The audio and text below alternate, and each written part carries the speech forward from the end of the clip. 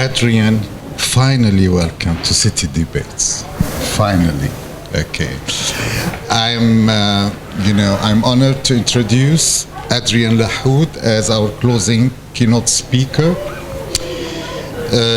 Adrian is Dean of the School of Architecture at the Royal College of Art, London. He was director of the MA at the Center for Research Architecture, Goldsmiths University, and a research fellow in the Forensic Architecture ERC project. Studio master in the Projective Cities MPhil in Architecture and Urban Design at the Architectural Association London, and director of the MArch Urban Design Bartlett UCL. Drawing on nation-building projects in the post-colonial period, early cybernetic forms of government, and the mobilization of climate research by the Global South, his PhD titled The Problem of Scale, the City, the Territory, the Planetary, sets out a theory of scale drawn from architectural practice in the context of emancipatory struggles. Recent exhibits include, I'm not, citing everything. The list is, is extended, so I'll just choose some, okay? So, recent exhibits include The Shape of the Eclipse, and let's talk about the weather. Art and Ecology in a Time of Crisis, Sursuk Museum, Beirut. Secular Cosmologies in After Belonging Triennale of Architecture, Oslo. And Floating Bodies at Forensic, the Architecture of Public Truth, Berlin. Recent presentations include Fallen Cities at the Arab City, Architecture and Representation, Columbia University, Scale as a Problem, Architecture as a Trap at Climate Change and the Scale of the Environment, Columbia University, Floating Bodies at Conflict Shorelines, Princeton University, New Imaginaries at the Mediterranean, Harvard University. Recent publications include The Mediterranean, A New Imaginary in New Geographies, Harvard University Press 2013, Floating Bodies in Forensics, The Architecture of Public Truth, Sternberg 2014.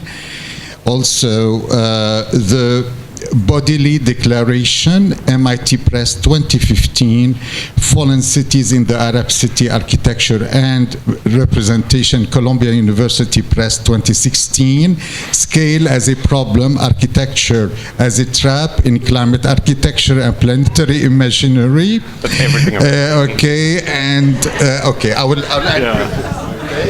and and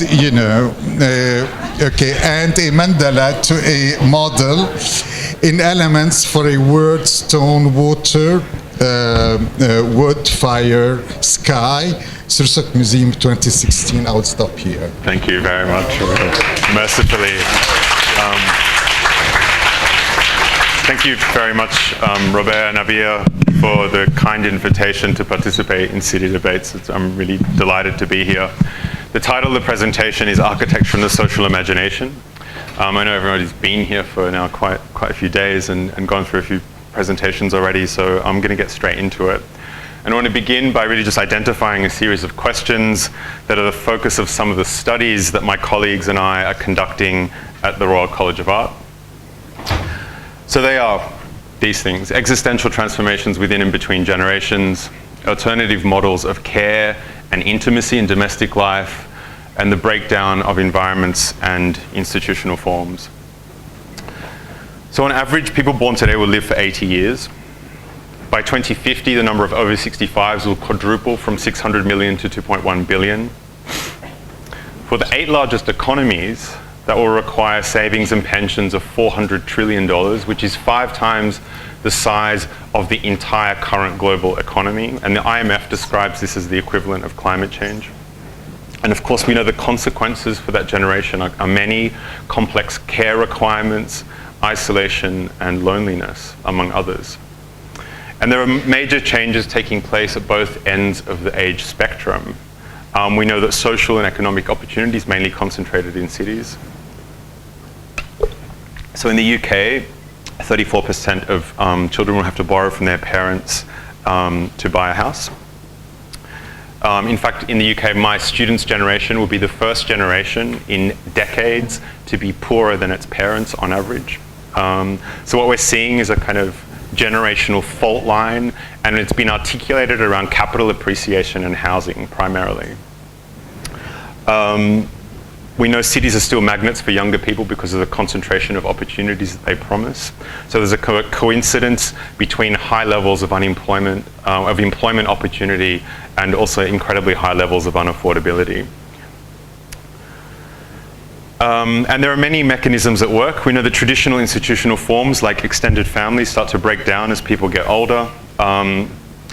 Society has contradictory demands being placed on it in many different kinds of directions. And they pull at these traditional support structures, these traditional institutions. And so what we're experiencing is a process whereby once invisible networks of intimacy and care become increasingly devolved to other kinds of actors.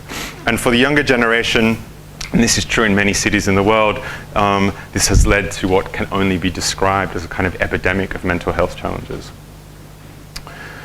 So in the most intimate aspects of our lives, we are mutating. And in a way, we think of intimate things as small scale, but I want to try to challenge that as we go through it. So alternative models of care and intimacy in domestic life. Now, let's move on. Does anybody know what's special about this list of cities? Kind of. No, they're estimated to be the top 20 cities by population growth in 2100. And also, do you notice where most of them are? And do you notice how many of them are the existing top 10? Or top 20? Only 5. So Mumbai, Delhi, Cairo, Kinshasa, and Lagos. So there's no Shanghai, no Tokyo, no Sao Paulo. So we see a kind of shift in the kind of urban center of gravity at a global scale. So in the next 33 years, I'm going to run through some quick statistics.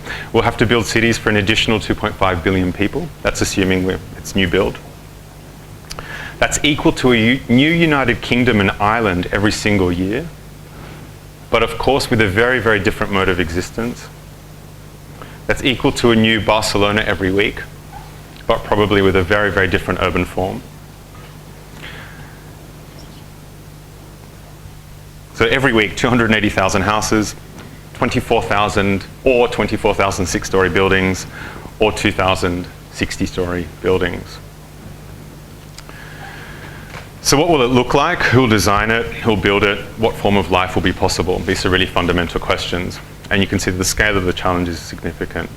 And of course, it's not just cities. Cities are not just buildings. We're talking about institutions, businesses, mobility systems, energy systems, waste systems, water systems, sanitation, etc. We also know that $2 out of $3 will be spent in Africa, Asia, and the Middle East in this amount of construction industry. We also know that 60% of the world's capital is currently tied up in real estate. Plus, and this came up before in Michael's presentation, there are huge amounts of capital flight into so-called safe cities like Sydney, London, and Hong Kong. You could call it money laundering, if you like, as well, depending on where it's coming from. And so foreign capital is one of the primary drivers of housing prices in these cities. It's probably also true for Beirut. And this is not really about economics, actually. It's about power. So from an economic perspective, it's completely insane to incentivize capital appreciation on real estate in that way, because you have a situation where you go to work every morning, you brush your teeth, you get dressed. You do that for a year. Your house just sits there for the year, earns more money than you do while you're contributing to the economy. That's a really completely mad way of organizing an economy. It's totally irrational. And which is why it's about power. There's obviously vested interests in real estate markets. So in one sense, that seems like a very large-scale problem. And though it affects cities in different ways, not all of them under the same kinds of pressure. But it's also a problem of networks of intimacy and care beyond the family, and a completely risk-averse real estate market that insists on reproducing very outdated forms of collective life, like 2- and 3-bedroom apartments. And I'm going to talk a little bit about that kind of relationship between that very large-scale question of real estate and the role of real estate markets, and a very intimate question about actually how we live together, because I think the two things are absolutely fundamentally connected. So this is a slide of the aftermath of Hurricane Maria in Dominica in 2017. This is an image of the aftermath of Hurricane Irma 7 months ago in Puerto Rico, and many parts of the country here are still without electricity or water. This, of course, is an image of New Orleans in the aftermath of Katrina. And beyond the increasing likelihood of these kinds of events due to things like climate change, what they all reveal are the fact that public institutions, to different degrees, have been decimated in the last few decades. And it's certainly true in the US. It's true in the UK in a different kind of way.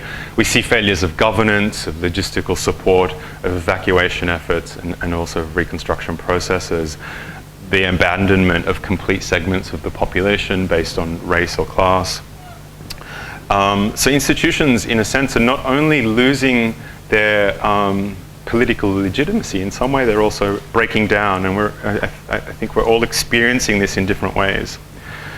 So these are quite challenging questions. This is as a kind of establishing context, but this is the context in which we work. This is where we are today. And so we don't feel like we've got much choice but to try to study them as carefully as we can as architects, and to see what interventions are possible.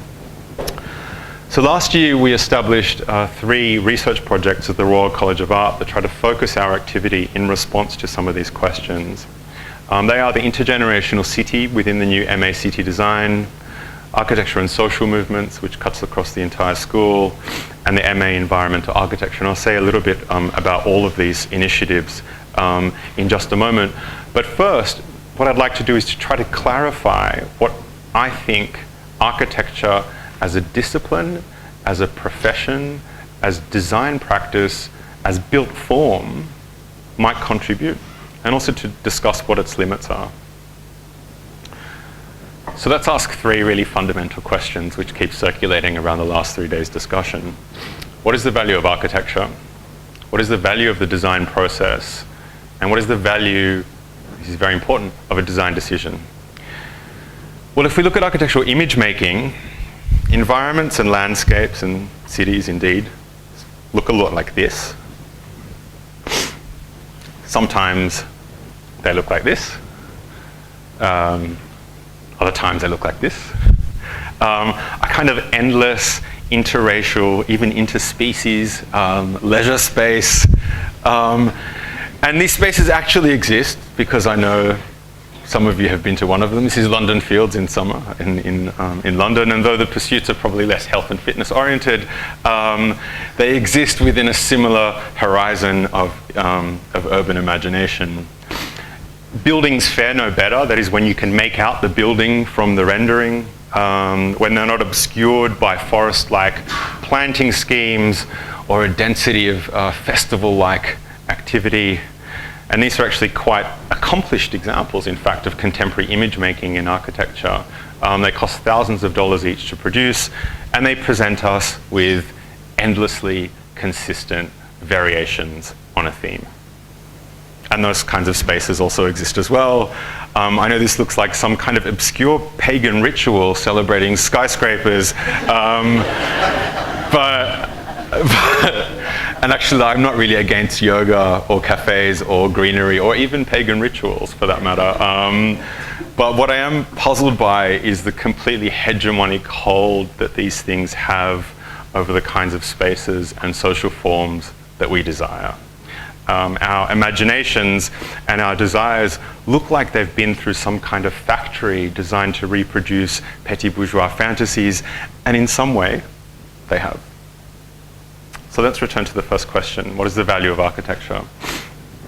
So what does it mean when architects make claims to improve people's lives by redesigning buildings, landscapes, and other environments? How does it change in the materiality, organization, structure, appearance of a building or a landscape or an environment become a change in the people that experience them. Yeah? And of course, architectural discourse is full of these kinds of claims. Planning discourse is full of these kinds of claims. They've been articulated in every single presentation that we've heard today. And it's a fundamental question. One that we think we all know the answer to, else why would we keep making claims around betterment, enhancement, improvement of life by design? And it's a claim we never cease to make. So you would think, and this is the contentious part of the presentation, that we would have a good answer. But I think that actually we don't. We have a maybe poorly theorized answer. And I want to try to explain why. So I want to suggest that any explanation of architecture's social value needs at least three kinds of things. The first is a model of the human condition. The second is a model of the spatial or environmental condition. And the third thing is a model of their interaction. So first of all, a model of the human. So we might call this subjectivity. We might call it character, soul, the inhabitant, the citizen. We might call it personality. We might call it the organism. It doesn't really matter for now which one we use. What's important is that this model gives us some insight into the dynamism, the behaviors, responses, reactions to stimuli of human beings. So for example, as Michel Fair has recently claimed, one could divide the history of the human condition into three phases. I don't quite buy it, but I'll take you through Michel Fair's argument. And each phase is governed by a different mixture of good and bad propensities. Yeah? So human beings have this internal dynamism, have kind of good aspects and bad aspects. So under the Augustinian tradition, the good propensity is charity, and the bad propensity is greed. Then during the Scottish Enlightenment, the good propensity is reason. We should learn to calculate. We should defer gratification for the future. And the bad propensity becomes passion. One shouldn't be too rash. And then he claims under neoliberalism, that is since the 1970s, the human character is best described as a struggle between two new kinds of propensities, the good being self-worth or self-esteem, and the other being shame. And so it's not particularly important whether we agree with Fair or not. There are other models and other arguments about those kinds of changes. The important point is that mental states, feelings, desires, hopes, fears, inclinations are collectively shaped, yeah, and they have a history. They're not always the way they are now. Yeah? They've changed, and they'll keep changing. Most importantly, however, and in a way this is the point, it was supposed to be the job of good government, whether a sectarian or a secular institution, to try to appeal to the good propensities, right? To help them flourish, to cultivate them, and to try to minimize the bad propensities in some way, right? Through whatever means are considered appropriate at that time, and thereby to produce healthy subjects, good citizens, moral persons, etc. So the second thing that you need is a model of the environment, a model of space, habitat, cosmos, that these human beings with their changing human condition exist within. And again, the differences between these different models are not important. I'm just trying to sketch out a very rough schema. And as before, the model should tell us something about the behaviors, reactions, transformations, and responses that take place in environments. Here are two quick examples, one from real estate economics on land value, another one from physical geography talking about desertification. And we know we need insects to pollinate agriculture. We know that water tables can be depleted or infiltrated by toxins. We know buildings transmit energy through their material organization. We know cities create heat island effects. Plastics take time to biodegrade, etc., etc. Yeah. So here we have two kinds of models of humans and their behavior, and models of the environment and the space, the city, and its behavior. That's all pretty uncontroversial, I hope. So this is an image I'm fond of. It's from the pre-Renaissance, and it's more cosmological, but I think we can hold that to one side. In this case, it's talking about astrological constellations and their effect on the human body. And I mean, the reason I'm particularly fond of it, and it somehow reappears in all of my lectures is you contrast it to Vitruvian Man, which comes only a short time afterwards, in which the human body is in a position of perfect equipoise. And here we can see the body is twisting, it's somehow distorted, which is to say the cosmos is placing contradictory demands, it's pulling it in different kinds of directions.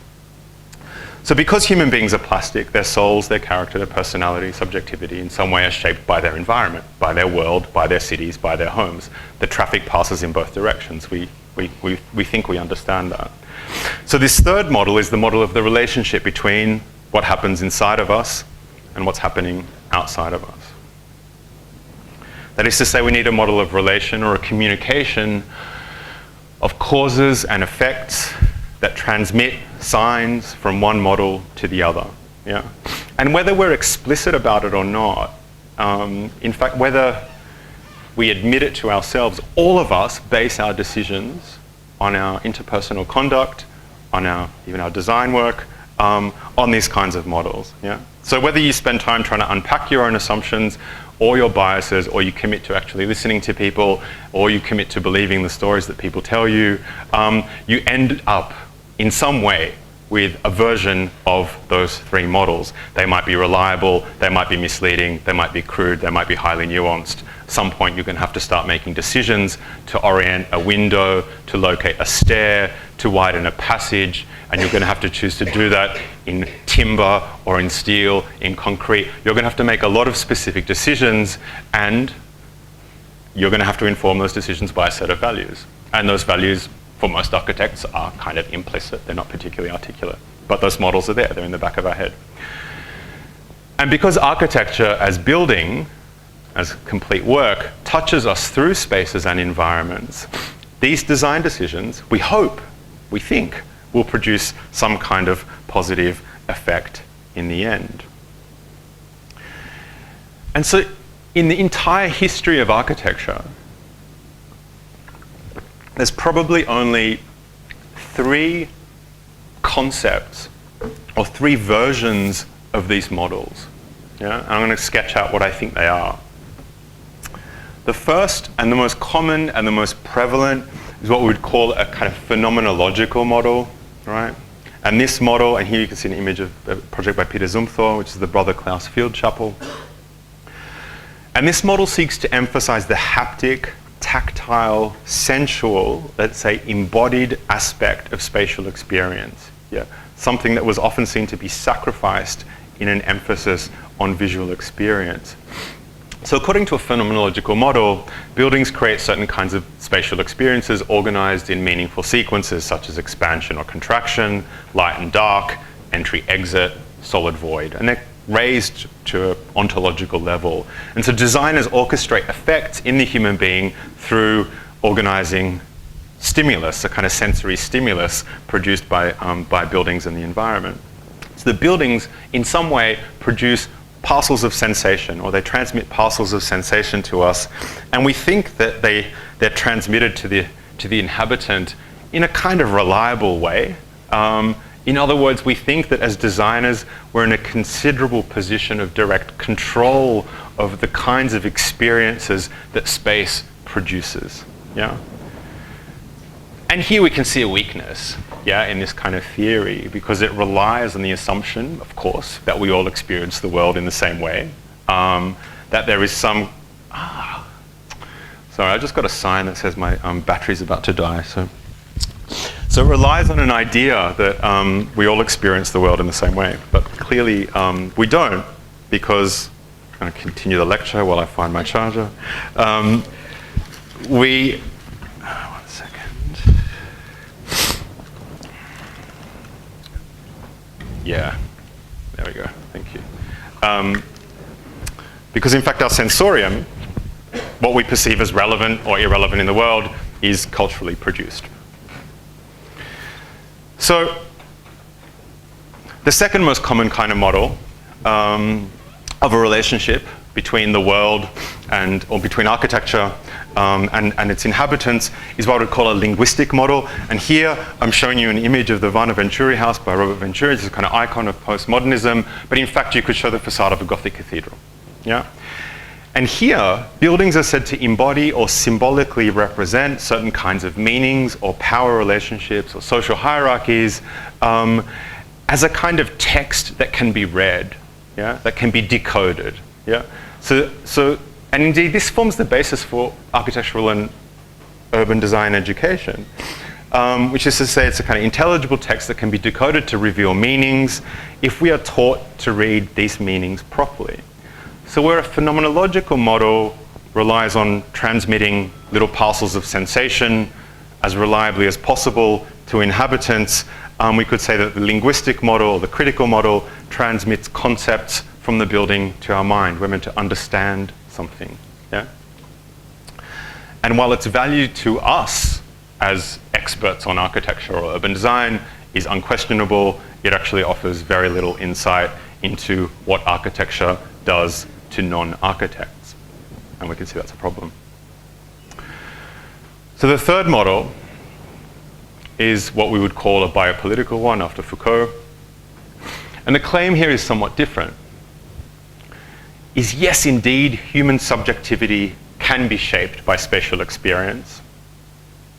Human character can be shaped. It's impossible to reliably produce changes at the level of the individual because individual experience is too contingent, too random. But at the scale of the population, at the scale of large groups of people, it's a different story. And indeed, the great modern institutions, the school, the university, the barracks, the prison, you can see here, the hospital, the asylum, the museum, are precisely attempts to create spaces that will direct the fruition of human character in certain directions above others. And that's as true as it was when two Protestant missionaries founded the AUB. Indeed, all of the great modern institutions emerge precisely because of that conviction that not only can human beings be shaped, but that they must be shaped in some way. And if one is to avoid degeneracy, criminality, moral deprivation, or in the framework I described earlier, to be more charitable, to be more reasonable, or to have a greater sense of self-worth. And we're all the products of these institutions in different ways. And the models are mixed up. They're not separate things. It's just a kind of framework for helping us to be a bit more precise about what we mean when we say architecture, urban design improves, enhances, betters our lives. Okay. Second question. So what is the value of the design process? Well, I think it's very important here, again, not to collapse two things that I think were continually confused or very often confused, which is the value of the design process and the value of the designed object, let's say the building, because I think they operate differently, they do different kinds of work. And I want to try to answer this question by reflecting on some of the research and collaborative work taking place in the city design program. So this is an image of an architect, Cristina Gamboa, from a housing cooperative called Lahoud in Barcelona, who is in a few months about to complete a very beautiful and inspirational project there, which I'll talk to you a little bit more about in a second. If you can't see, you'll see Cristina in the second photo. And we'd like to think about drawing here, and indeed models, as kind of interventions within a group of people, within a forum, organized around a table. And the purpose of it, yeah, so we know drawings go on tables, models go on tables. People with different interest groups sit around that table, and the drawing frames the discussion that they have. So before a drawing is an instruction to be implemented in the world, which eventually it may be, a drawing is a graphic form for posing a problem. Yeah? And every drawing scale in architecture or urban design poses a different kind of problem. So anyway, I'm very disappointed when people continually critique master plans for failing to be implemented or for taking time to be implemented, even though it's completely reasonable in many cases, because it kind of misunderstands the role of the master plan. Yeah? The role of the master plan is to incite dispute. And in response to that dispute, to produce more plans. Yeah, and this is the only way to think about it.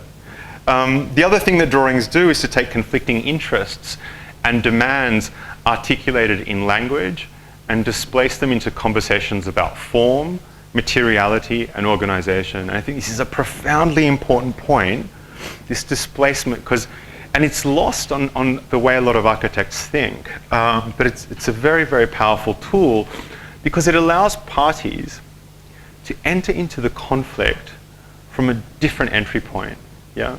So though they carry the same charge, arguing about a curtain or a wall is not the same as arguing about privacy or exposure. Yeah? And that kind of displacement through form, through materiality, through a drawing, I think is a kind of important political strategy.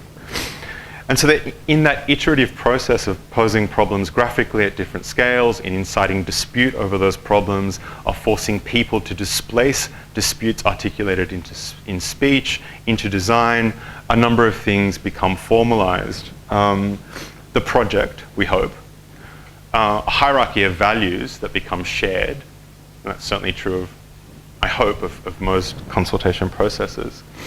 And therefore, in some way, through this shared concern and the disagreement it engenders, a community gets constituted. And I think that idea that dispute is actually the motor, the problem. Communities organize around problems, around perceptions of harm. That's John Dewey's very, very beautiful description of the idea of a public. It's a group that organizes around a shared perception of indirect harm.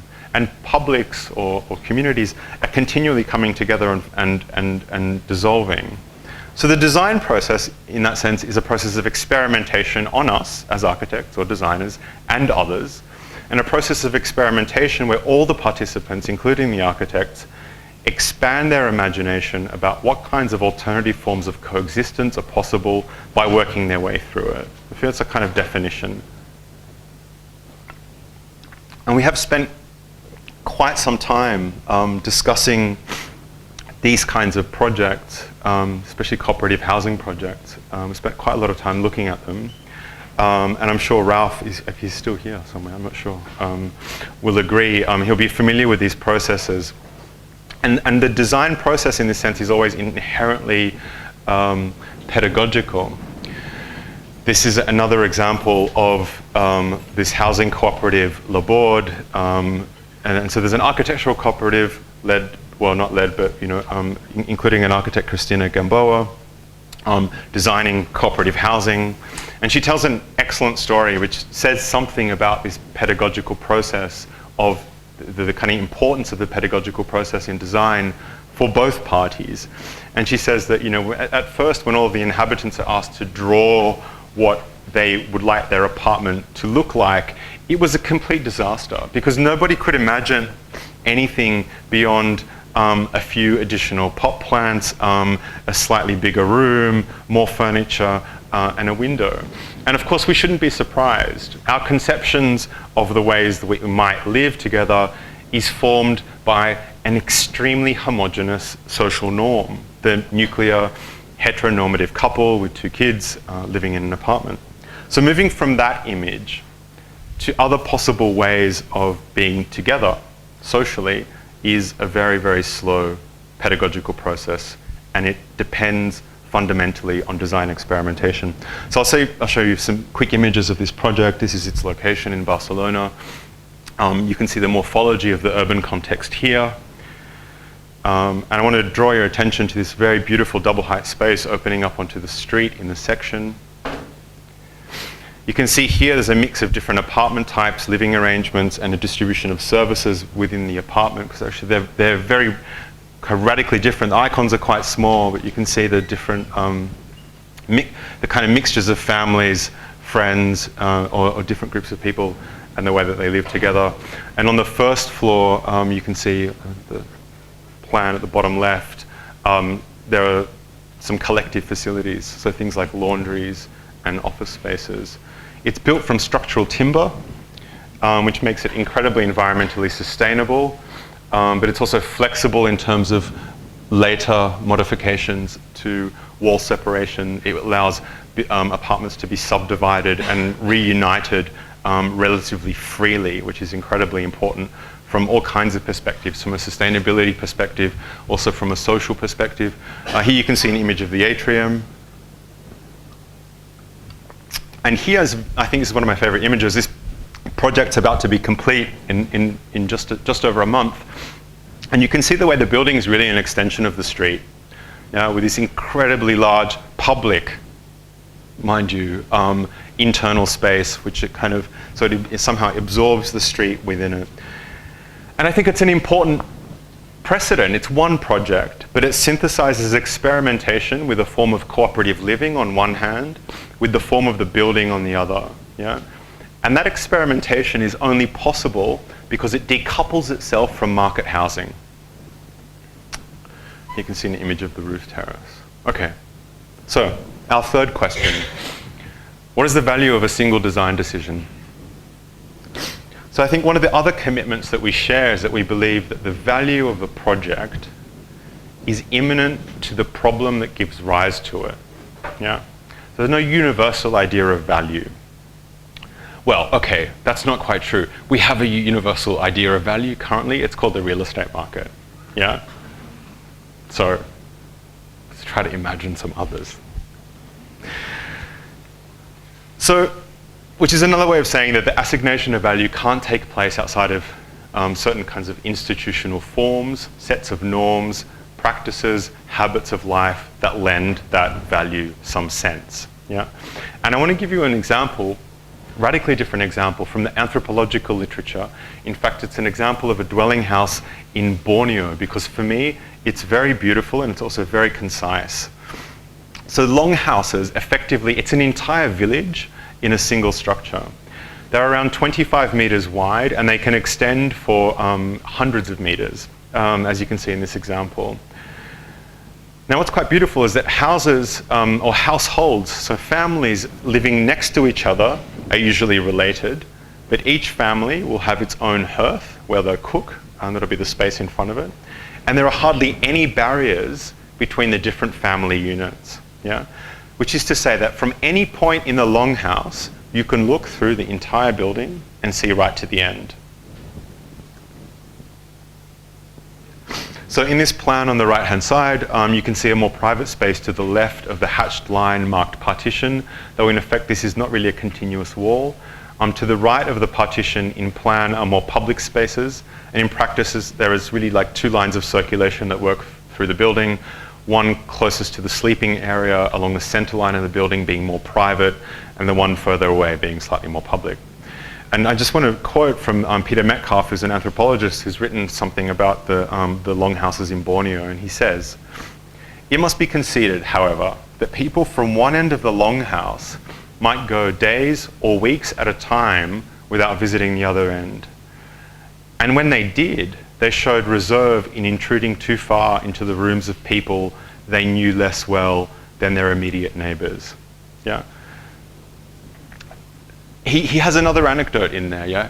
He says that people, when they, so groups of people would come across, other members of the village who might be living 20 or 30 meters away, and they'll be like, "Oh, I haven't seen you for months."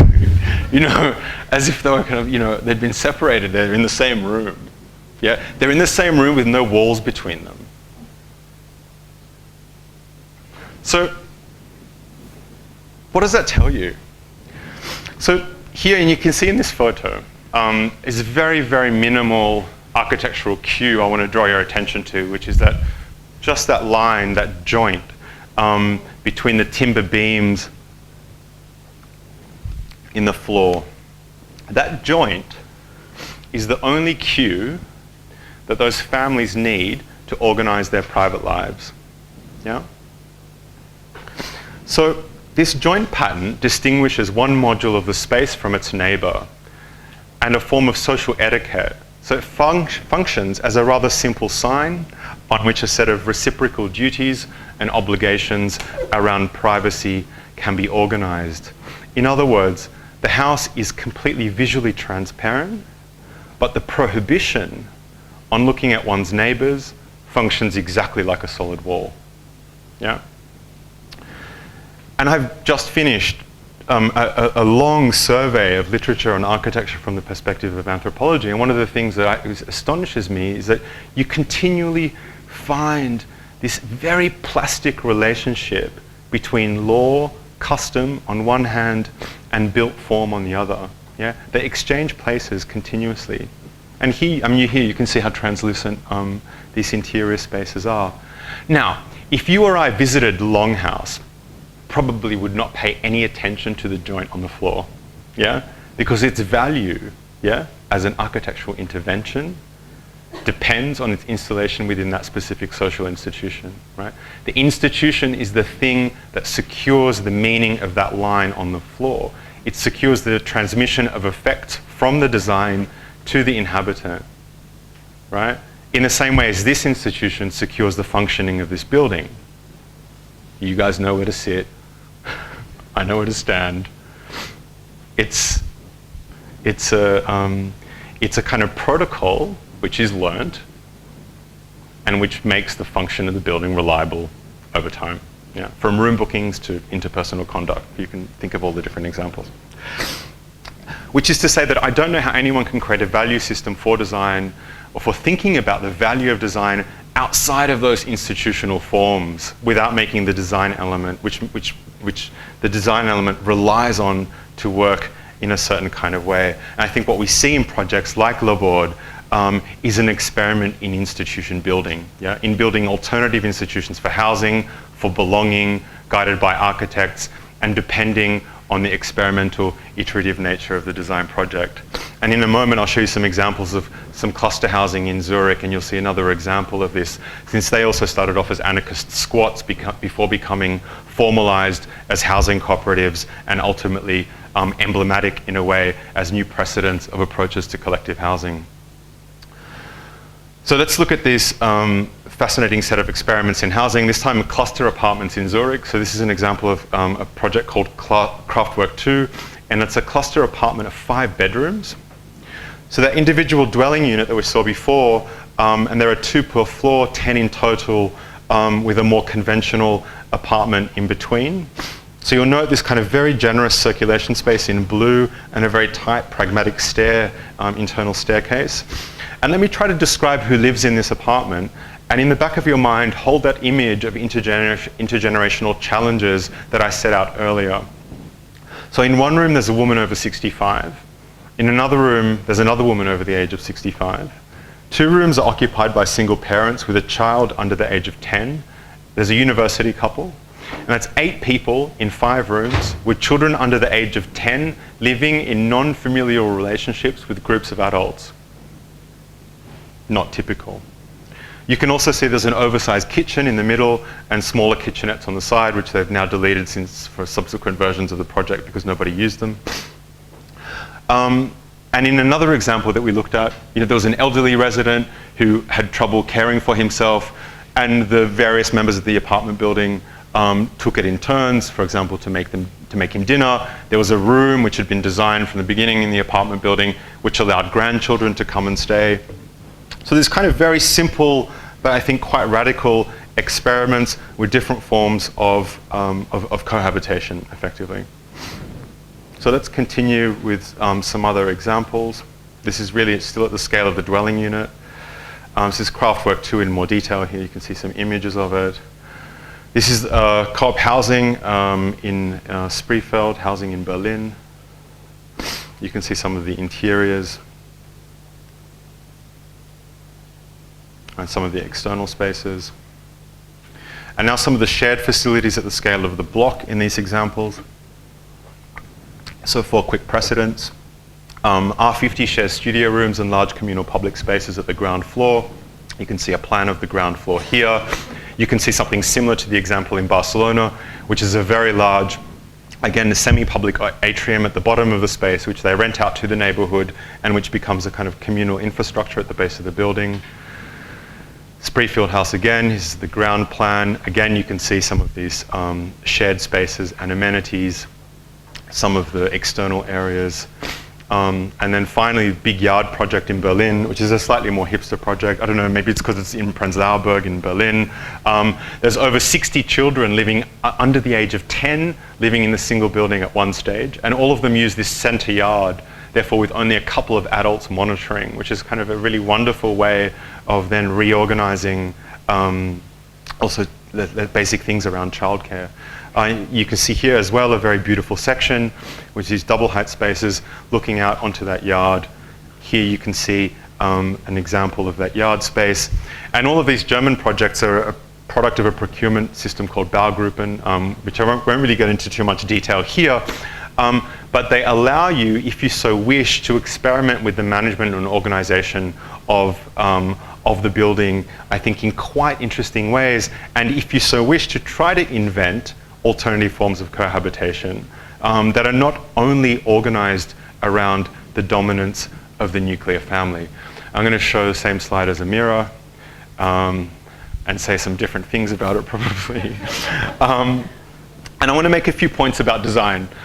You know this apartment building by Herzog de Meuron in Beirut.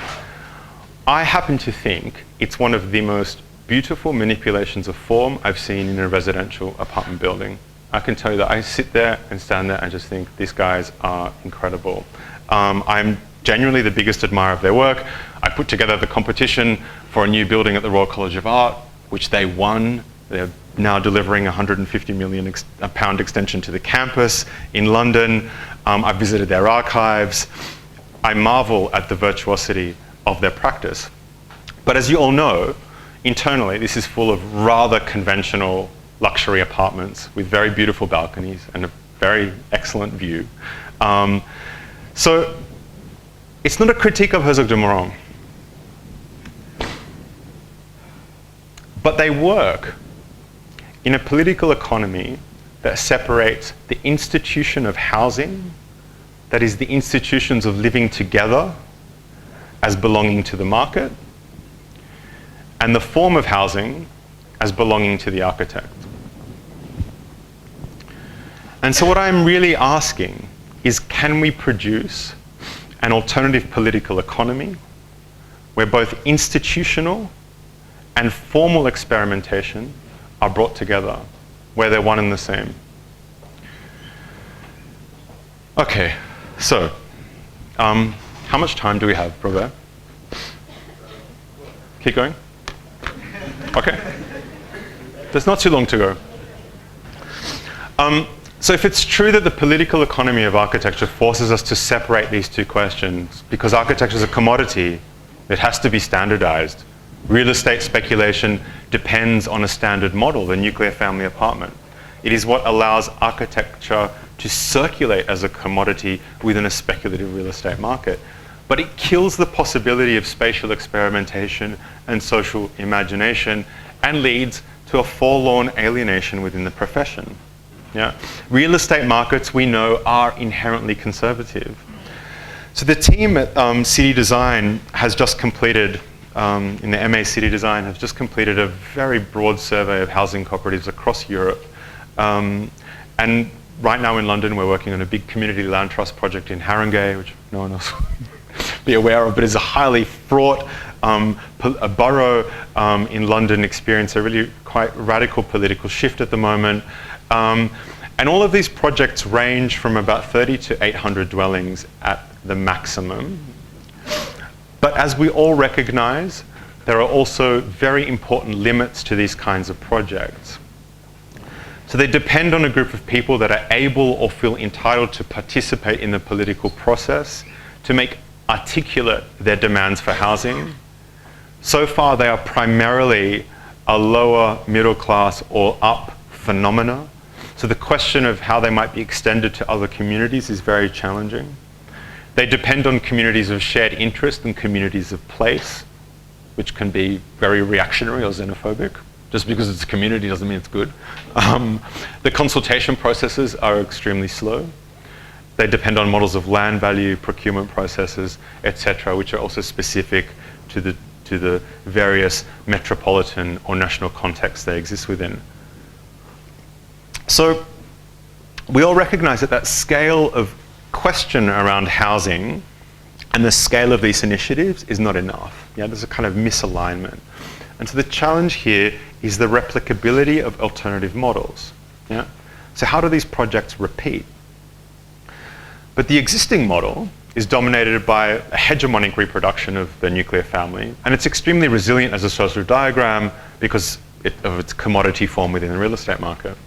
But it's also extremely dysfunctional, and we can go through the reasons of why it's dysfunctional. I'm not saying it's not okay to be in a nuclear family. That's not what I mean at all. And so, of course, architecture is limited in what it can do. Holding the admittedly exceptional examples I have just shown you to one side, the profession inherits most of the parameters that reproduce housing in the city from other actors, from banks especially, from the construction industry, and from government. And so this very difficult work depends on mobilizing different kinds of actors and, in fact, forming good alliances. And in one way, this is why we've launched a project last year on architecture and social movements. Does anybody know who this is? Oh. Who? Thank you. This is Ada Colau. Ada Colau rose to prominence after leading the anti-eviction, anti-foreclosure movement in Spain for a very long time. And she became one of the leading spokespersons for a citizen platform called Barcelona en Comú, which has come to power in Barcelona. So she's now, as you said, thank you, the mayor of Barcelona, on a platform of social justice, housing reform, and the feminization of politics. So without getting into the literature on social movements, which is quite long, let's say they exist when what Ernesto Laclau calls a chain of equivalence begins to link and move beyond the particularity of any one demand. Yeah? So it's how politics starts to scale up from, let's say, strictly local issues. And I know this is the theme of actually last year's city debates. So the School of Architecture is very proud to be the partners of the social innovation team, working in the municipality, helping them to develop a set of highly experimental pilot projects throughout the city through a brief in Studio 7 in MA Architecture titled Radical Municipalism. And what's so fascinating about this project is how empirical they are, yeah? Which is to say that the municipality and the social innovation team are literally testing different approaches. They're assembling a body of evidence based on the efficacy of those approaches, and they're using that body of evidence to inform design decisions, which sounds rational, but it's also, it's completely insane in our world. No, city making, that's not how cities are made. It's a little miracle, which is why we're so delighted to work with them. It's also a space where, for those reasons, those parameters that architecture inherits politically, financially, are being transformed. And so we're curious, what happens when we align ourselves with those spaces of experimentation? Yeah? Does it allow for different kinds of replicability? Does it allow us to produce different relationships to the market, et cetera, et cetera? They've also written the brief for, in fact, one of the entire studios in the school. I won't go into the details because we're running a little bit over time. Students are looking at things like supervised drug addiction points and shelter, so places where people can go and take drugs legally. They're looking at libraries as a kind of public infrastructure for refugees and migrant communities. They're looking at healthcare cooperatives. I think 350,000 citizens out of 1.6 million in Barcelona, which is a lot, are 65 years or older, and that's growing every year. And they're doing, like, on one hand, incredibly ambitious things, and on the other hand, they're doing incredibly modest but intelligent things. So, for example, there are garbage collectors that go up into the buildings to collect people's rubbish. Yeah? They're retraining those garbage collectors, yeah, as care workers, yeah, so that when they knock on the door, they pick up the rubbish, they have a look around, they check everything's okay in the apartment, and then they go. Yeah? So they already have an infrastructure of people who are going into all of these buildings. Why not upskill those people and allow them to do a different kind of work? So incredibly innovative, working across multiple scales, in an incredibly innovative fashion. Barcelona is a space of incredible inspiration at the moment. They're also doing things like testing universal basic income in different neighborhoods. And they're developing a series of one-stop shops which take the municipality out into quite deprived neighborhoods. Okay, so I'm gonna wrap up. At the beginning, I set out a few different areas of study. So this idea of an existential transformation within and between generations. I'd be very curious to see how these things play out in a context like Lebanon. You'll know more about this than me. From my limited perspective, it seems that those kinds of traditional support structures are more intact than they are in other parts of the world. Alternative models of care and intimacy in domestic life, and of course then the breakdown of environments in institutional form. And all of these studies are less than a year old. So I'm just showing you a series of, I think, very initial moves into new territory for the school. And I hope I've tried to clarify what I think the contribution of architecture might be in each one of those different contexts. And to get us to, in a way, pay attention to the various kinds of institution building processes that are needed to secure architectural experimentation with a kind of experimentation on life. And I think that's one way of seeing the title of the presentation, Architecture and the Social Imagination, as a kind of question, as an opening. And I'll leave it there. Thank you.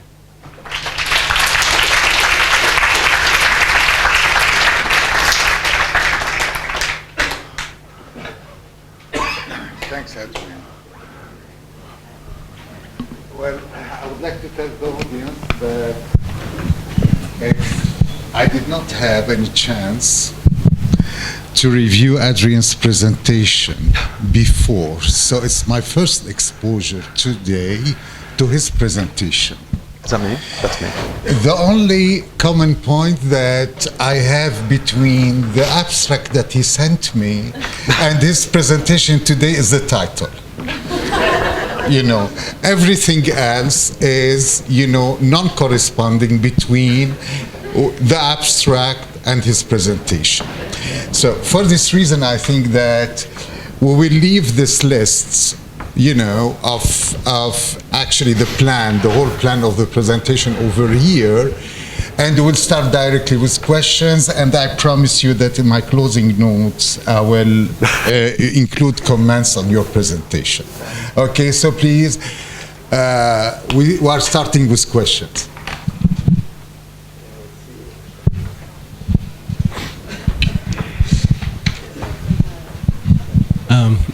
Thank you very much for the presentation. It was really well done and very thought-provoking. And we have been talking here in a Department of Urban Planning with Dr. Munaf Hawaz about cooperative housing, and I think it's a great idea in the way you're presenting it. And just as far as like thinking directly towards Lebanon, I don't know, it just came to my mind that we might have some sort of the social aspect of it, of these, the way the buildings here, you know, people live in these apartments and they have the building the Lijni, you know, the community that directs the so that if further social interaction between the neighbors and there, I feel that there could be a potential that could work in Lebanon already with the structure that we have here, and I think it's a great idea. Are there forms of cooperative housing here? From what I know, that the law allows for cooperative housing. There is actually in the building, and I think I don't know if Dr. Fawaz is here or maybe Dr. Harb. Oh, okay. You know more about that. You have mentioned and you have proposed something like that recently for Lebanon. So, yes, please. Thank you for this 2 minutes of advertisement. So in the Social Justice and the City program, it's a collective effort we've done. We try to propose a a set of interventions that could include, that could generate affordable housing without changing anything in the policies that exist in Lebanon. And so we worked with lawyers and economists to see what can be done. And one of the two proposals that could be developed in our regulations is to actually start encouraging the formation of housing cooperatives, which we suggested to fund with a public fund that was recently created by the national government to support people who are being bumped out of rent control. So we said instead of giving them a temporary subsidy, use this fund to create a stock of cooperatives. Right. Idea being that people, you are taking out of the market a stock of housing. Yeah, okay. And what was the response of the... So the public housing agencies has been extremely responsive and open, and especially, I don't know how many of you have been following what's happening in the housing market in Lebanon, but after decades of thinking that housing finance is the appropriate option for addressing housing issues, they got to the point where they had to reduce the interest rate so low that people even were taking the money and just putting it in the bank because you can make more interest there.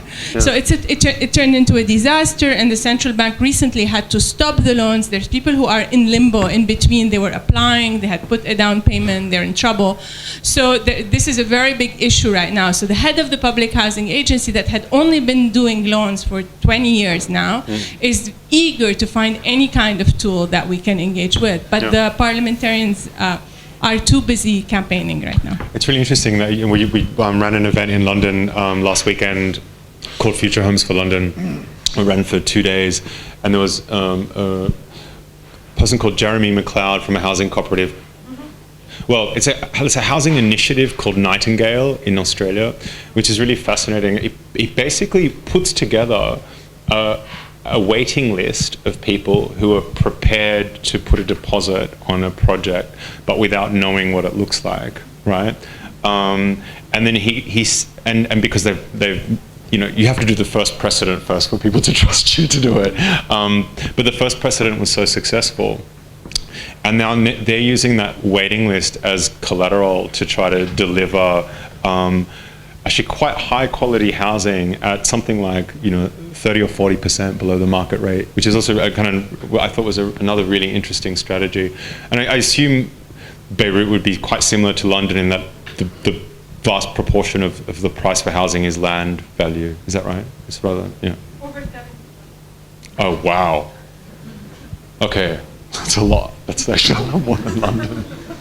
But actually, that's probably also because construction costs here are proportionally a lot lower. Yes, we have used the word too many of them. Yeah.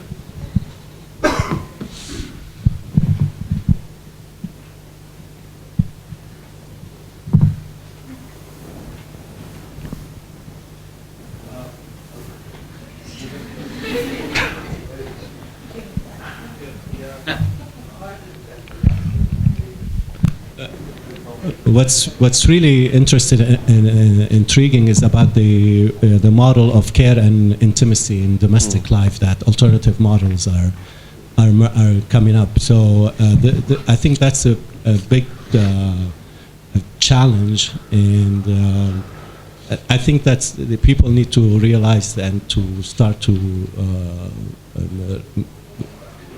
thinking open-minded about this kind of support system that needs to be done, especially for the elderly generation. That you mentioned that apartment with the 8 bedrooms, and there were 2 older, and this is a big like a solution for the loneliness of the older and the so.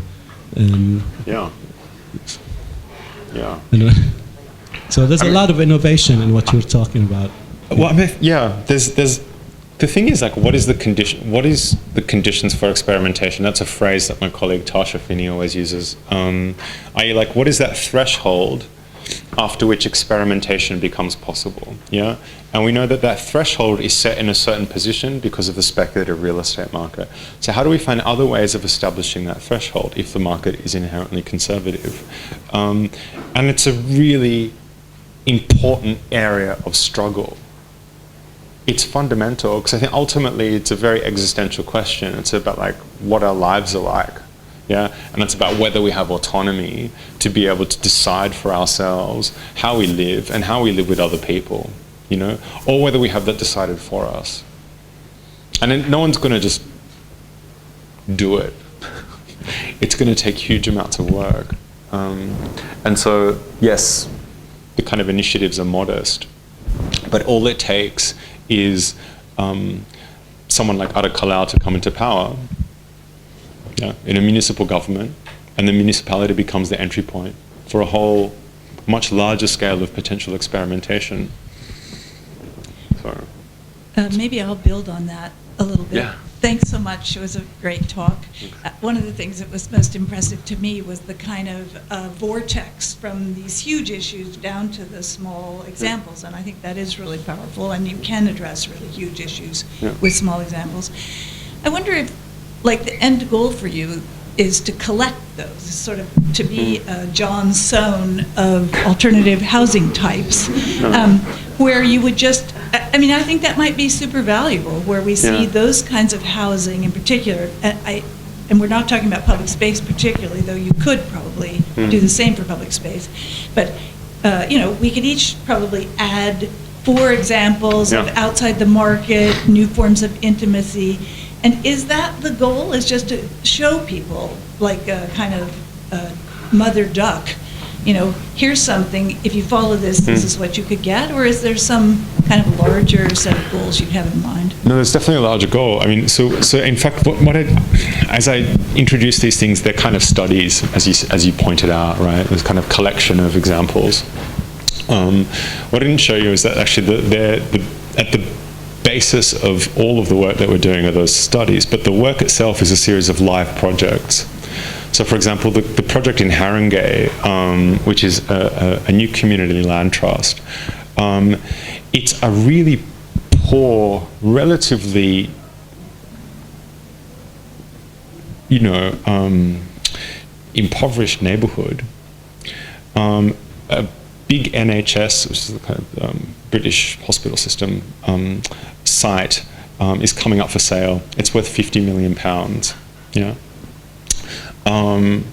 This is an unimaginable amount of money, also for a community, many of whom probably don't even have credit cards or a credit rating. You know, it's very, very challenging. They're working with us, and they've put together this incredible coalition where they have almost persuaded Sadiq Khan's team in the municipality to let them determine the future development plans for the site. Yeah, and the way that they've done that is that they've got a big community group together, and they said, look, you know, there's 350 dwellings you could get on this site if you sold it off tomorrow. We're going to spend 2 or 3 years, no, actually not that long, sorry, 1.5 years, canvassing different people in the community and working out what they will tolerate or accept on the site. And so they ran a parallel design process. Yeah. The outcome of that parallel design process was that the community said they'd be quite happy with 800 people on the site, 800 dwellings on the site. So now the community have this parallel design project with approval for more than double the amount of dwellings, and they can use that to negotiate with the London Government Authority, with the Mayor's Office. They can use that to negotiate with the future developer. And they're also using it to do incredibly progressive things. Yeah. So for example, just to kind of give you some context, in London, one of the other projects that was described during this this event was, you know, a housing project which was next to a relatively posh, you know the word posh, school, and in which the headmistress was terrified because it was social housing, that people would be, social housing tenants would be throwing syringes or something at the students, right? So this incredible kind of stigmatization of social housing and social segregation. The community residents are on a site of an existing mental hospital. One of the first things that they said was that the mental health care of the patients and whatever proposed development takes place should be integrated together. If you look at all of the really progressive literature on mental health care treatment, it is all about its integration within a community. It is all about its deprivatization, its resocialization, and so we get to work with groups like that, and we're really honored to be able to work with groups like that and to help groups like that to just, studies for them, to help them with research work, potentially design work for them, and they're the kinds of alliances we're trying to form because they're interesting. Whether we're kind of sympathetic to them or not, they're really progressive, and we think really radical ideas. And so the question is, like, where are those radical ideas coming from? In some cases, they're coming from Barcelona and Como. In other places, they're coming from this really ambitious community land trust in the north of London. So I guess the question for us is ultimately, all of the studies are directed towards some kind of intervention in the field. Yeah, so we're not doing it as it's not a collection for its own sake in any way. It's meant to be like instrumentalized as much as possible.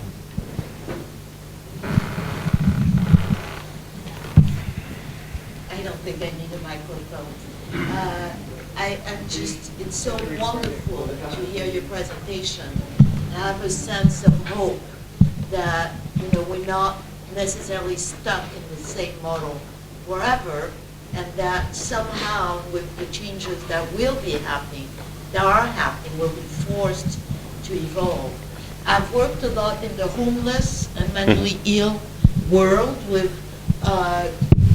collective housing, and one of the greatest challenges outside of of course the market and all those things and the financing is how do you incorporate social standards of behaviors, what you were talking about with the long book, that you can function within a smart design environment, and yet the challenges are the social interactions. Yeah.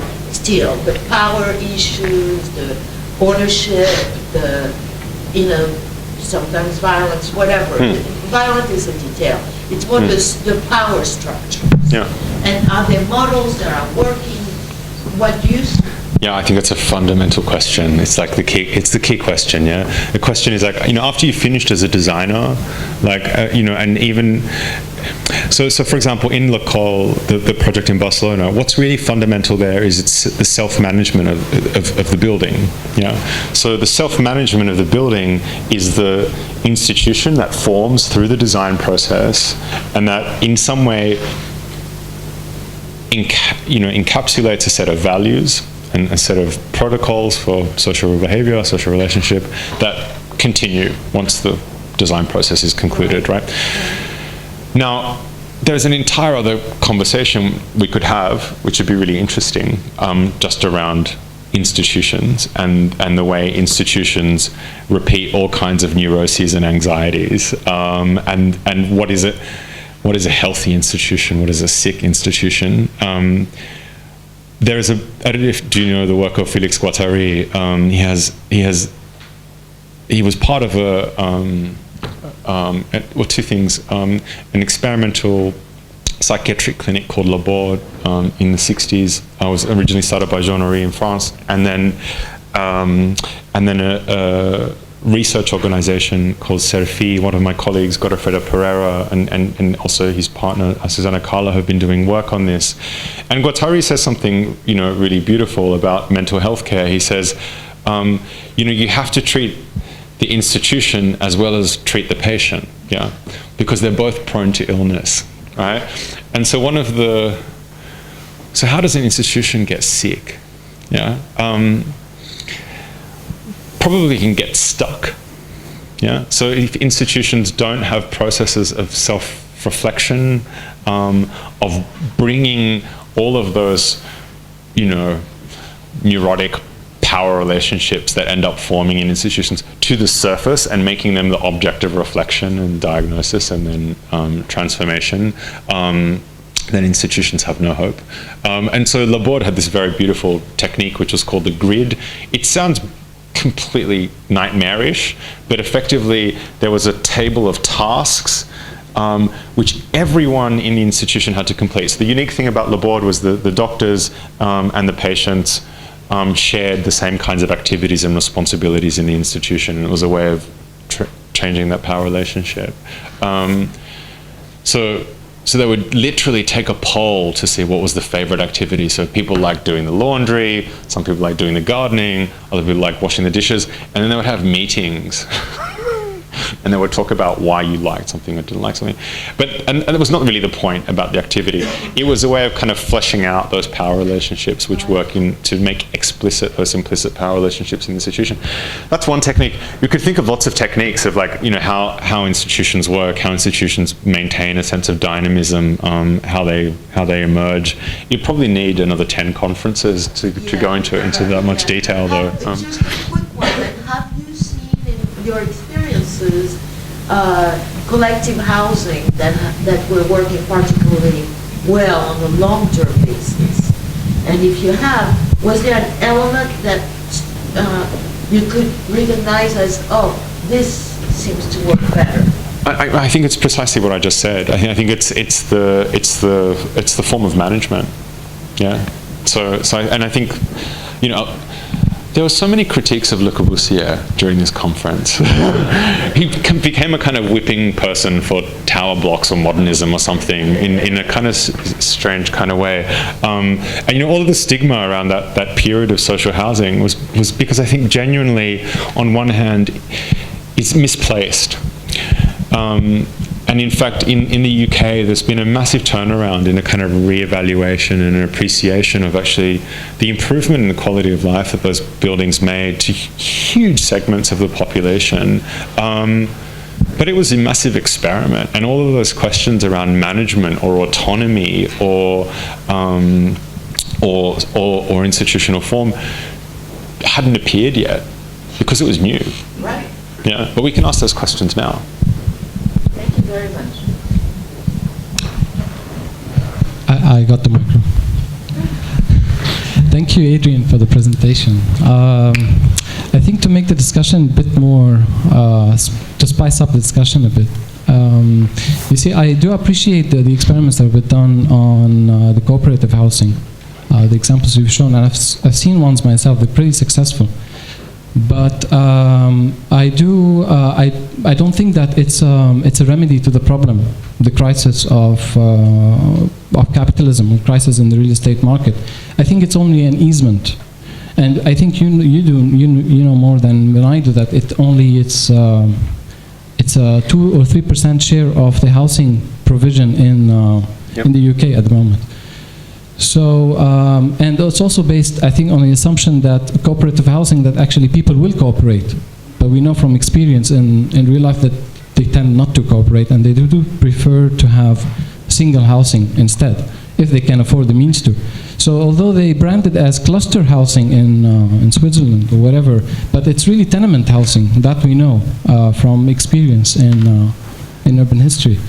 So my question is, do you think that it's actually a shortcut? I mean, we tend as architects to try to always find a solution to the problem of, let's say, capitalism through the built form. But my question is, couldn't it be easier, for example, to just tax land instead, and let the real estate market, be more efficient than it is today? Nice try spicing it up. Do you know?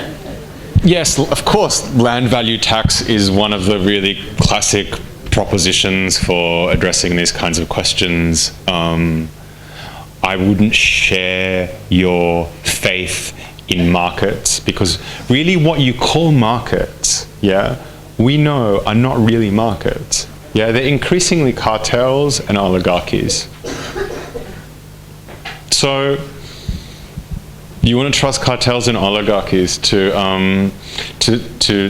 come on?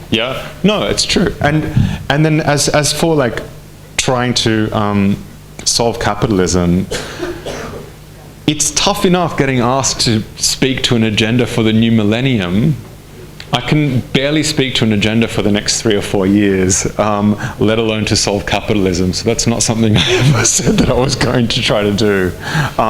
What I said was quite different, which was like, what are there ways of controlling the degree to which we have to participate in the market? It's a very different kind of question. We can discuss capitalism over a drink, but it's a different problem. Adrian, I wanted to thank you for a great presentation, and especially taking us kind of the population boom hysteria and the housing demand, and taking us backwards in time ethnographically to the turn of the 20th century. So we started out with the craze and the hysteria and demand of the 21st century housing, and kind of looking at the solution that a society in Borneo with the example. And actually it was a bit reminiscent of the current camp situation in the Bekaa, though it's not quite the same. It's basically private lands being partitioned into different tents that are either being rented as a whole or as few, and the partitions that you talk about in the picture, which are just a slab of wood, in this case you've got, of course, cultural considerations where the women have to have more privacy than the men and so forth. And there is a kind of informal settlement that's happening in the 5,000 camp settlements all over the country because a decision was made to not actually have an actual camp. And we see that now informally in the Bekaa, but we see it also in another manifestation with built form in Sabra and Shatila. And you actually realize that so much of it is also Lebanese lower income, including refugee populations and migrant populations. I'm wondering about the case of Barcelona, which, you know, of course the mayor ran on a non-eviction campaign, but now given the identity politics in Barcelona and kind of who has what residencies and the strictness with which Barcelona is managing that situation, and kind of how does championing the leftist, you know, everybody has a right to shelter, how does that institution work with the general hysteria in Barcelona currently about identity? Yeah, I mean, that's an extremely difficult question. And I think, you know, even within Barcelona and Comu and the Barcelona municipality, I think they're extremely aware of the limits of their power at this stage. Yeah, I think there's everyone, well, you know, let's say lots of us were delighted when they assumed a majority power in the municipality. And in my conversations with Tona Font, who's our collaborator in the social innovation team, I think we'd be very cautious about the situation at the moment, because let's say on one hand, without wanting to get too much into Spanish politics, there is a kind of resurgence on one hand of very nationalistic, xenophobic, quite terrifying in a way, sentiments. But then on the other hand, let's say the other parties have not exactly been intelligent. Let's say they've spiced it up, to use our friend's language from before. So that's also really difficult. So it's very hard to say what will happen there. I think the anthropological work, I mean, actually most of the work I've been doing recently is just around what anthropologists say about architecture, which I think is completely fascinating. And you would think that there'd be a much richer relationship between discourse in architecture and discourse in anthropology. They come together at different points in history, but they're mainly separated. And actually, one of the things that I use anthropology for personally is to continually force me to question where architecture begins and ends. Because in anthropology, you're never sure. And you know, as architects, you know, even if we look at these examples, you know, where you see the kind of classical anthropological image of an isolated community, you know, and immediately the architect is like, it's an analysis of the hut, do you know? But of course, like the closer you look at this writing, you realize actually that what is organizing the sense of sociality between people could have nothing to do with the heart. It could have to do with, you know, the way they're oriented, or the distance from each other, or the surface of the ground. And so you start to realize that actually what we think is I realized two things. The first is that there are huge swathes of human experience, a kind of existential diversity and spatial innovation, which are completely left out of architectural discourse. And the second thing you realize is that it's actually, we have a particularly Western European way of thinking about architecture, and that other societies provide us with evidence of completely radically alternative ways of thinking about, how to organize themselves. They wouldn't call it architecture, but I think I would like to extend architecture in a kind of generous way to those kinds of processes. Thank you. Okay. Before I have a question. Okay. Yes. Me and her. Yeah. Adi. Yeah. Thank you for the presentation. I'm interested in the process, and here I need to position the role of urban planner and urban designer in this process. Is it either the advocate or the mediator in this process? What's his role with respect to you? Moreover, that in the department we were exposed to a successful example, and he's Yasar Adanali from Turkey, and he explained to us all the process in which they did in Turkey aftermath of the earthquake and the production of such kind of processes there. So one of the challenges was time. It took more than 10 years in which this project come implemented or in process. So in your maybe what you presented, to what extent time can be considered as a challenge in order to proceed with all this process? If the question is about how fast change happens,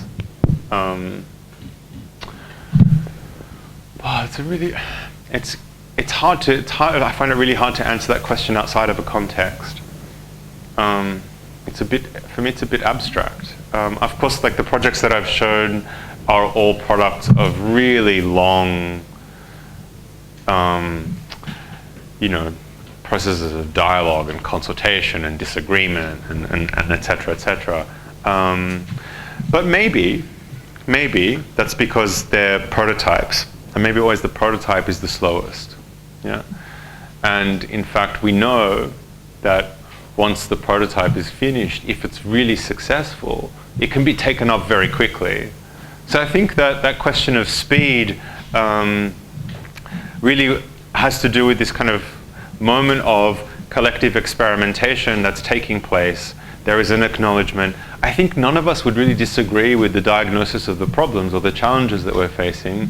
And I think everyone is coming at this from different kinds of entry points. The question is, how do we scale up some of these approaches? Yeah? And I think until some of them are complete and have been tested, then it's hard to say. So maybe it's at the beginning. You can ask me the question again in 5 years. Adrian, I think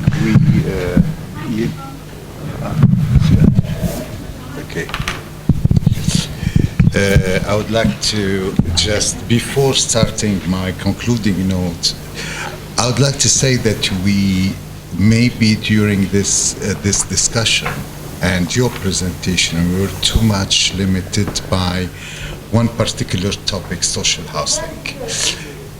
Okay. I'd just like to repeat, during your presentation and during the discussion, I think we were too much framed by one particular topic, which is social housing. And the scope of this conference goes beyond. And I know that social housing is a very seductive, actually, topic that will engage the audience, and I would like to go beyond this issue of the relationship between institution, architecture, and politics, to go back to the basic question that this conference started from. And I hope you could provide me with a more comprehensive answer. And it's very simply, I would like to ask you, for instance, how architecture could perform urbanistically in light of the new challenges imposed by the new millennium. And this is the question that we started with this conference. And I would like, to ask you not to address it from the perspective only of housing, but to address it from a wider perspective. Because I think that the issue is not only that is facing design, it's not only about the issue of social housing. We have other issues, the 5 panels that we dealt with, in this conference expand the problematic to 5 different issues. You touched very well on the pedagogical, actually in a very inspiring way. You touched very well on the social and social institutional, but I would like just to challenge you to answer my question in a more comprehensive way, going beyond social housing. Could I say a few words about the ecological? Yes. Okay. Can we have the slide projection back on again?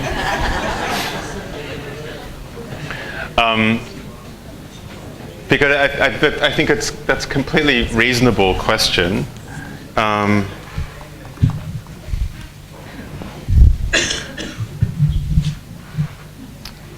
That's a completely reasonable question, and yes, you're right. And I think there was a massive focus on housing. We spend, as human beings, probably anywhere between 85 to 92% of our time indoors.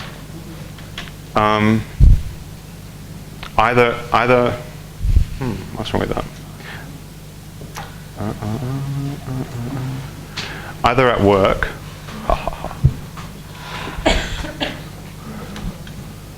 let's see if I can get this working. And so sorry. While this gets started, the focus on housing. The purpose of the focus on housing was was because I think that there is something really fundamental in the way it shapes human character and human subjectivity, right? So that was that was the argument that I was making, and in that sense, I think I was also arguing that buildings have a kind of pedagogical function. So they teach us to be in certain kinds of ways, provided that those buildings have some kind of institutional form that secures their function. That secures the way they shape human behavior or character in some way. What I didn't talk about, which I can now, I'll be really quick, was another project that we're looking at, which is more to do with environmental questions. No, we don't want to go into another presentation.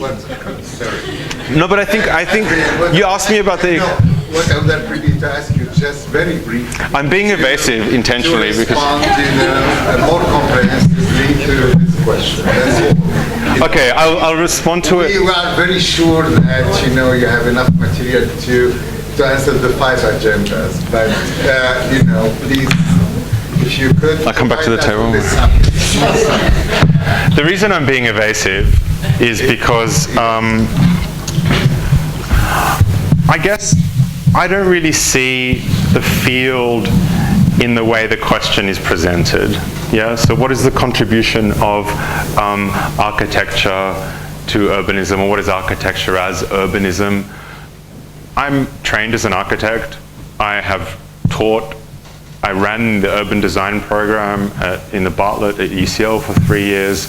I was studio master at the Architectural Association for 4 years in their urban design program, Projective Cities.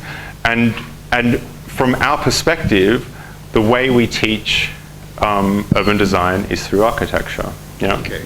So that's what we do. Very important, yeah. But I don't think I think that's a product of the fact that we're trained as architects. And I will also, I don't want to be in a position of defending architecture's instrumentality in a city, right? When it's clear that so much of what architecture does to the city is born of incredible levels of ignorance, if not just stupidity, greed, malevolence, you name it. So this is what I wanted to reach your personal opinion. Yeah. Okay. So there you have my personal opinion, which means that I'm not interested in defending a profession. I'm not interested in defending a discipline. Right? That's a kind of territorial, institutional problem. I think what I'm interested in is questions that are outside of the institution. And if the institution needs to reorganize itself to answer those questions, if we need an economist, fine, have an economist. If I'm, as an architect, my role is to design something, I design something. If my role is to host a meeting, I'll host a meeting. And I think for all of us this should be true, no? So what should drive the kind of different epistemic frameworks that we bring to whatever we're interested in is not disciplinary territoriality, it's what the problem demands. Okay. Yeah, and the problems that we look at tell us what bodies of knowledge that we need in each case, and they're not always going to be the same. So in a way, that's why it's really difficult for me to answer the question. Of course I think architecture is important. Answered it. I think you answered the question. Yeah, you answered it.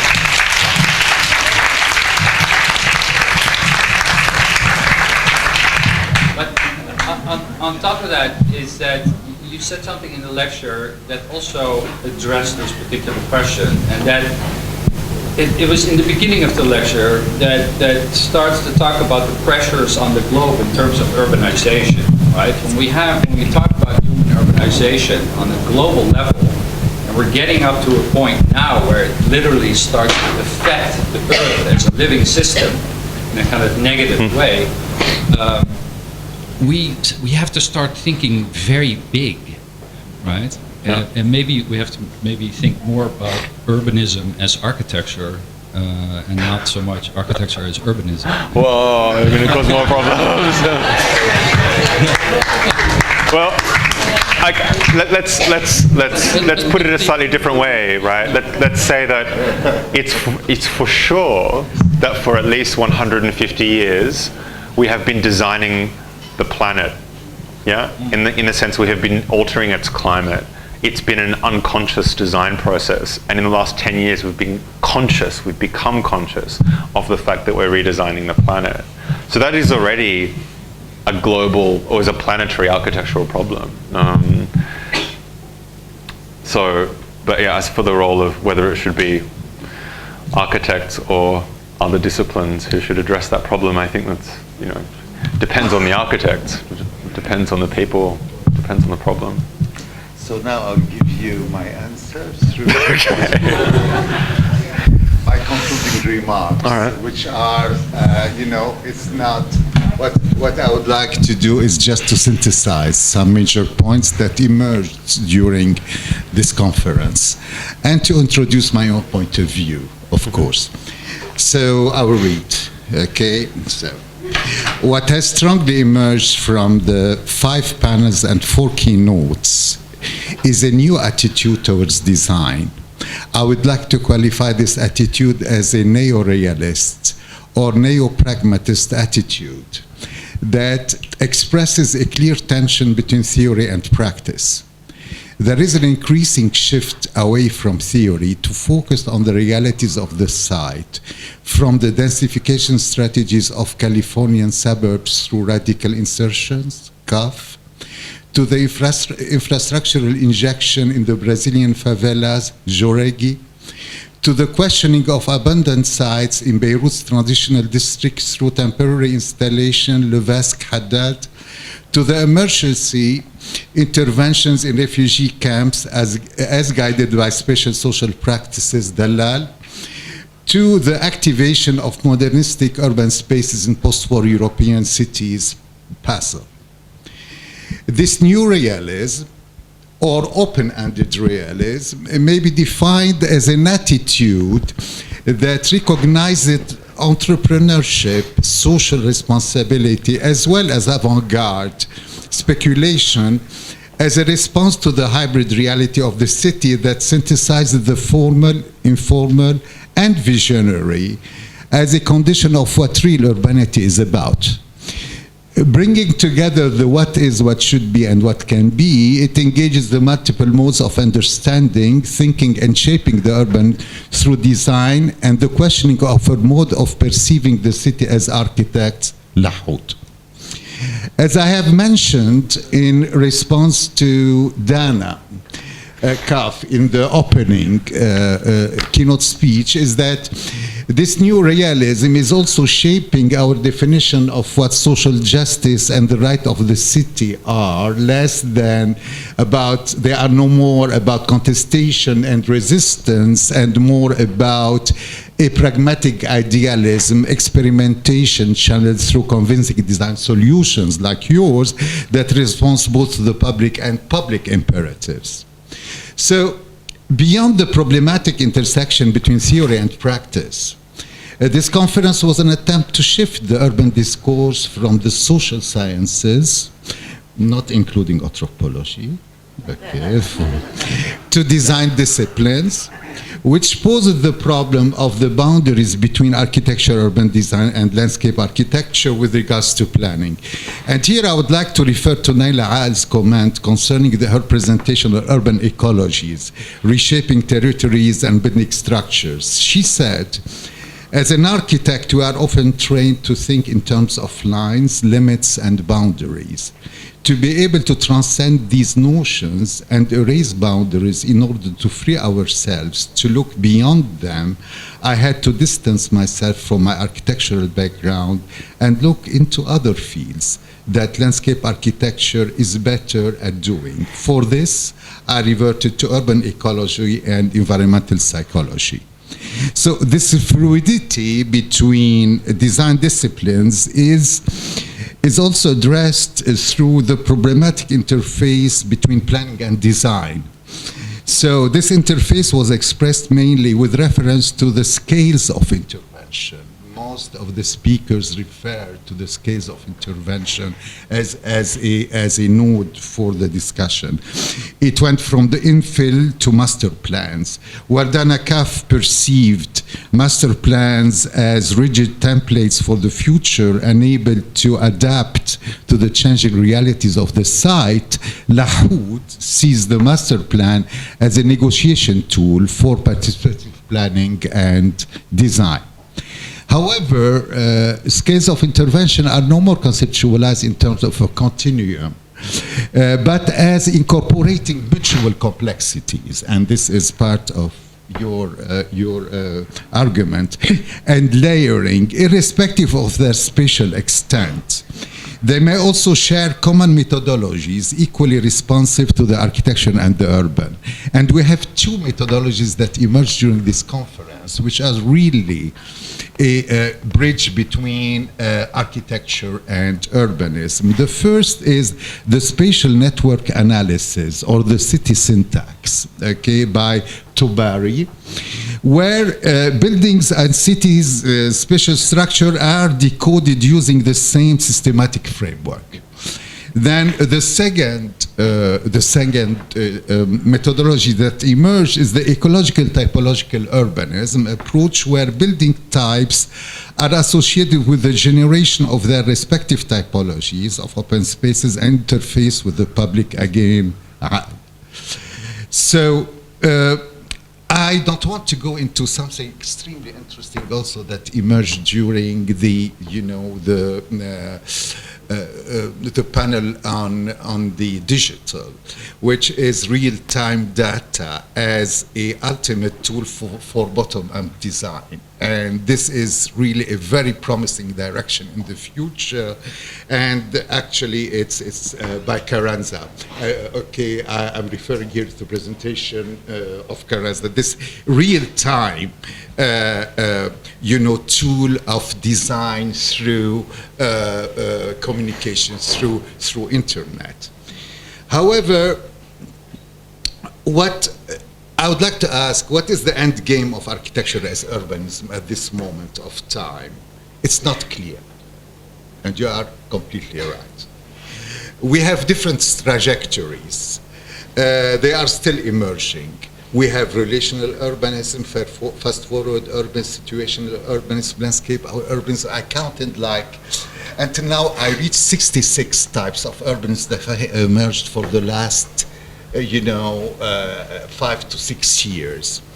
What this indicates is, that we are beyond the classic dualities of iconic buildings versus as necessary landmarks versus infill buildings as strongly rooted in specificity of that place. I mean, the two extremes. I think it's a time for both anxiety and potential. That was clearly articulated by Stephen Hall, another contemporary architect theorizing the city. It's amazing because we never mentioned that architects always theorize the city. We tend to forget it, We tend now to see that social sciences are theorizing the city, but architects always theorize the city. So I would like to finish with this, quote from Stephen Hall. Today, working with doubt is unavoidable. The absolute is suspended by the relative and the interactive. Instead of stable systems, we should work with dynamic systems. Instead of simple and clear programs, we engage contingent and diverse programs. Working with doubt becomes an open position for concentrated intellectual work. So this conference was an attempt in this direction, and it's my hope that we can bring together the multiple and highly perspective interventions of this conference into an edited publication. I hope so. So thank you very much. Thank you, Robert. Thank you very much.